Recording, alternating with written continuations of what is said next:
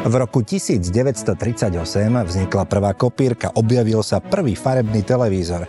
Narodila sa herečka Klaudia Kardinále, režisér Juraj Jakubisko, hokejista Jozef Golonka a svoju púť začala na akademickej pôde aj stavebná fakulta STU, ktorá odvtedy priniesla svetu množstvo odborníkov. Čo ich spája s fakultou? Dá sa povedať, že fakultu poznám veľmi dôverne a taký je aj môj vzťah k fakulte. Fakulta sa stala súčasťou môjho života. Neviem si svoj život predstaviť vlastne bez fakulty. Fakulta vlastne prešla do mojej genetickej výbavy. Občas mi manželka vraví, že som sa vlastne oženil s fakultou, alebo mi vraví, no snad to tá fakulta bez teba aj jeden deň vydrží a aj zvykne na to povedať, no fakulta možno áno, len neviem, či to ja vydržím bez fakulty. Takže ten môj vzťah je naozaj veľmi, veľmi osobný a veľmi blízky. Poznám fakultu veľmi dôverne, poznám jej silné stránky, ale viem aj, s akými problémami musí zápasiť.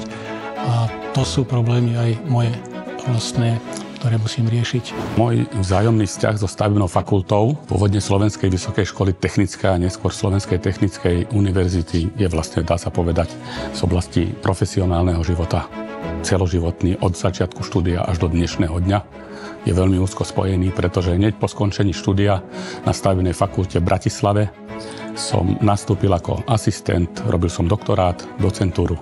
Potom som na chvíľu odišiel na univerzitu v susednej krajine vo Viedni a zase po niekoľkých rokoch som sa vrátil a som zamestnancom stavebnej fakulty až do dnešného dňa a dúfam, že ešte to chvíľu vydrží. Je to také silné emocionálne puto a zároveň je to množstvo spomienok, ktoré sa mi viažú so štúdiom na stavebnej fakulte samozrejme. A takisto k tomu dopomohlo aj veľké množstvo ľudí, vďaka ktorým som pochopila, že to nie je povinnosť, štúdium, že nie je povinnosť a že je to v podstate už teraz v súčasnosti akési poslanie, kedy môžem ja tie svoje vedomosti a poznatky odovzdať mladším študentom. Stavebná fakulta STU je pre mňa alma mater. To znamená, že s trochou nadsázky je pre mňa tou matkou živiteľkou. Môj vzťah fakulte by som nazval asi taký, že je dosť intenzívny. Trajeme spolu niekedy aj noci, takže je to naozaj taký vrúcný vzťah, ale naozaj musím potvrdiť, že keď tá škola človeka baví, tak vie to byť aj dobré štúdium. Keď sa má človek taký zápal pre tú problematiku, tak vie to byť naozaj sranda a nie je to len o tých povinnostiach a o robení tých vecí, ale je to veľakrát aj o tom, že o tej zábave. Takže je to také dosť niekedy ťažko sklbiteľné, aj tá zábava aj s tými povinnosťami, ale vie to byť fajn. V súčasnosti má fakulta 19 katedier. Spomeniem aj Ústav súdneho znalectva alebo učebno-rekreačné zariadenie Kočovce. Veľmi kultová záležitosť. No a treba povedať, že je to najväčšie vedecko-výskumné centrum v oblasti stavebníctva a geodézie na Slovensku. V čom je recept úspechu inštitúcie? Recept úspechu stavebnej fakulty je určite v ľuďoch. Ľuďoch, ktorí na nej pôsobia, ale takisto aj v prostredí. Lebo len tento synergický efekt ľudia a prostredie je to, čo prinesie úspech. A inšpirujúci ľudia vytvárajú inšpirujúce prostredie a naopak inšpirujúce prostredie ovplyvňuje ľudí k tomu, aby boli úspešní. Takže fakulte prajem veľa úspechu. Myslím si, že akademické prostredie na Slovensku dosiahlo veľmi veľa pozitívnych hodnôt. Je to častokrát zaznávané a není to prezentované verejne. Väčšinou prevláda kritika nad rôznymi, ale to sú skutočne drobnosti. A myslím si, že tuto práve na Technickej univerzite je práve ten pragmatizmus taká črta, ktorá pomáha aj manažersky uchopiť niektoré veci, nielen teda akademicky a teda virtuálne, alebo teda tak diskusné, ale pristúpiť aj k nejakým záverom a urobiť tie kroky a to je vidieť aj na tých dosahovaných výsledkoch. Myslím si, že študenti počas svojho štúdia, okrem toho, že vypracovávajú veľké množstvo zadaní, sa zároveň učia kritickému mysleniu a systematickej práci, čo im dokáže potom v reálnom živote a pri riešení reálnych problémov veľmi napomôcť a tým pádom majú o dosť menší problém pri uplatnení sa. Keď začala fungovať fakulta, mnohým kompetentným možno padol zo srdca aj takýto základný kameň. Vtedy sa dalo ťažko odhadnúť, ako budú vyzerať tie najbližšie roky. A teraz takisto nevieme odhadnúť budúcnosť, ale môžeme zaželať fakulte čosi do ďalšej 85 ročnice. Možno vás prekvapím, ale zaželal by som jej čo najviac rozumných, rozhladených a pragmaticky uvažujúcich rodičov, ktorí budú mať snahu a trpezlivosť, možno už od malička neustále presviečať svoje dospievajúce ratolesti, aby si radšej zvolili ťažšiu cestu, ale s krásnou perspektívou, a to aj na Slovensku.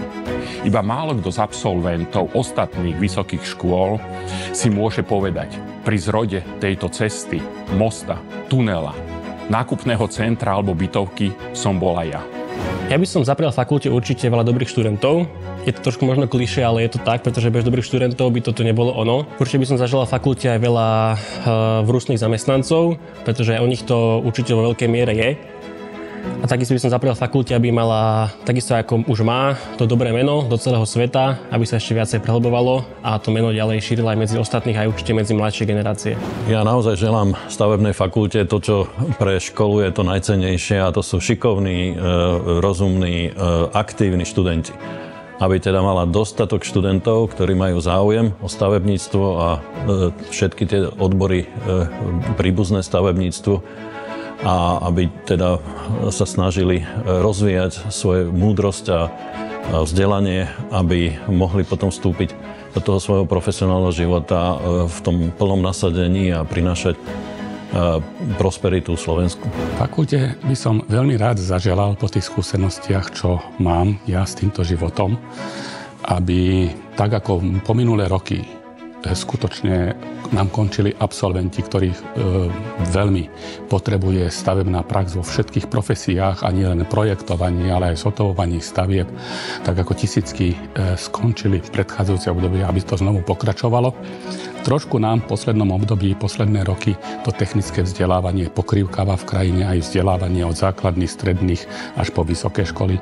Boli by sme radi, keby kompetentní, myslím tým vládu Slovenskej republiky, keby konečne tú reformu o vzdelávaní nastavili tak, aby záujem o technické vzdelávanie a teda aj špeciálne o stavebnú fakultu, o všetky stavebné fakulty, zase sa dostal do toho predchádzajúceho obdobia. Stavebná prax neuveriteľne potrebuje počty ľudí v profesiách, kde nám veľmi chýbajú. Želáme jej, aby nikdy nemala núdzu o kvalitných študentov, aby záujem o štúdium vždy prevyšoval možnosti uspokojiť tento záujem. Želáme jej, aby na fakulte vždy pôsobili kvalitní pedagógovia, ktorí sú schopní motivovať študentov k štúdiu, k podávaniu vyšších výkonov, ktorí sú schopní inšpirovať študentov pre ich ďalší odborný život a ich odborný rast. Samozrejme želám aj výskumníkov, ktorí budú schopní prinášať zahraničné projekty, ktoré ešte prehlbia integráciu fakulty v európskom vzdelávacom a výskumnom priestore a týmto spôsobom ďalej budú zvyšovať renomé, kvalitu fakulty a privedú snáď študentov vo väčšej miere aj z zahraničia, z toho vyspelejšieho zahraničia a fakulta bude viac internacionalizovaná a bude tu viac zahraničných, ale nielen študentov, ale aj profesorov, odborníkov, ktorí sa budú uchádzať o prácu na fakulte.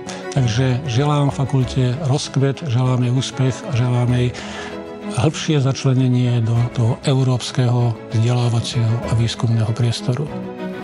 Stavebníctvo zažíva obrovský boom a v budúcnosti bude potrebovať odborníkov, ktorí budú nielen študovať tu na fakulte, ale ktorí potom svoje vedomosti aj zúročia priamo v praxi.